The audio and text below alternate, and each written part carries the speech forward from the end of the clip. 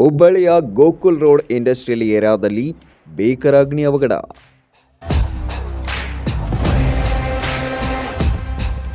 ಹುಬ್ಬಳ್ಳಿಯ Gokul road industrial ಏರಿಯಾದ transformer TC blast ಆಗಿ ಭೀಕರ ಅಗ್ನಿ ಅವಘಡ ಸಂಭವಿಸಿರುವ ಘಟನೆ ಸದ್ಯ ನಡೆದಿದೆ. ಸ್ಥಳದಲ್ಲಿದ್ದ ವಿದ್ಯುತ್ ಕಂಬಗಳು ವಾಲಿದ್ದರೂ ಸಂಬಂಧಪಟ್ಟ ಅಧಿಕಾರಿಗಳು ಯಾವುದೇ ಕ್ರಮ ಕೈಗೊಂಡಿಲ್ಲ. ಹೆಸ್ಕಾಂ ಸಿಬ್ಬಂದಿಗಳ ನಿರ್ಲಕ್ಷ್ಯವೇ ಈ ಅವಘಡಕ್ಕೆ ಕಾರಣ ಎಂದು ಸ್ಥಳೀಯರು ಆರೋಪಿಸುತ್ತಿದ್ದಾರೆ. ಟಿಸಿ ಪಕ್ಕದಲ್ಲಿ ದೊಡ್ಡ ಪ್ರಮಾಣದಲ್ಲಿ ವೇಸ್ಟ್ ವಸ್ತುಗಳು ಸಂಗ್ರಹವಾಗಿದ್ದ ಕಾರಣ ಬೆಂಕಿ ಕ್ಷಣಾರ್ಧದಲ್ಲಿ ವ್ಯಾಪಿಸಿ ಆಕಾಶದ ಎತ್ತರಕ್ಕೆ ಹೊಗೆ ಎಬ್ಬಿಸಿರುವ ದೃಶ್ಯಗಳು ಕಂಡುಬಂದಿವೆ.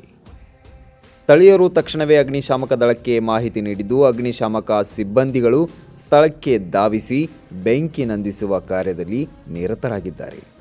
ಸದ್ಯಕ್ಕೆ ಯಾವುದೇ ಪ್ರಾಣಹಾನಿ ಸಂಭವಿಸಿರುವ ಬಗ್ಗೆ ವರದಿ ಇಲ್ಲ. ಅಗ್ನಿ ಅವಘಡಕ್ಕೆ ನಿಖರ ಕಾರಣ ತಿಳಿಯಲು ತನಿಖೆ ನಡೆಯಬೇಕಿದೆ. Bureau report, Kannada Janashri news, Hubballi.